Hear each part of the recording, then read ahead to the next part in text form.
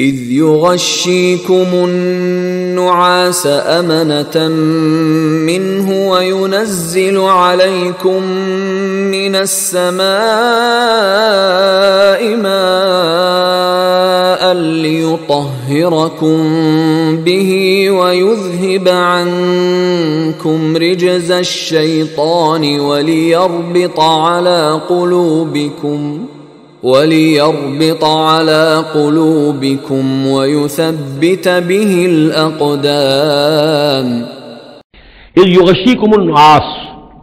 امنۃ منہ، جبکہ تم کو ڈھانپ لیا تھا ایک اونگ نے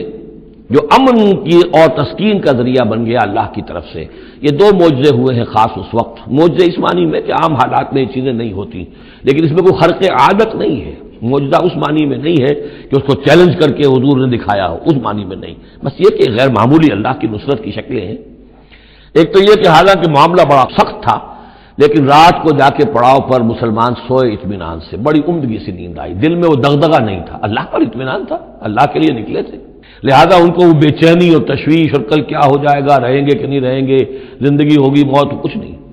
نیند آئی انہیں، اطمینان سے سوئے، صبح کو اٹھے تو وہ گویا کہ چاق و چوبند تھے۔ نمبر دو یہ ينزل علیکم من السماء ماء، اور جب کہ اتارا اس نے تم پر آسمان سے پانی، بارش ہو گئی، اس سے یہ ہوا لیطہرکم، تاکہ تمہیں پاک کرے، جنہیں غسل کی حاجت تھی غسل کر لیا، وَيُذْهِبَ عَنْكُمُ الرِّجْزَ الشَّيْطَانَ، اور دور کر دے تم سے شیطان کی نجاست کو، وَلِيَرْبِطَ عَلَىٰ قُلُوبِكُمْ، اور یہ کہ تاکہ تمہارے دلوں کے اندر بھی، اور بارش کے بعد جو فضا ہوتی ہے اس سے طبیعت کے اندر بھی ایک اطمینان اور سکون پیدا ہوتا ہے،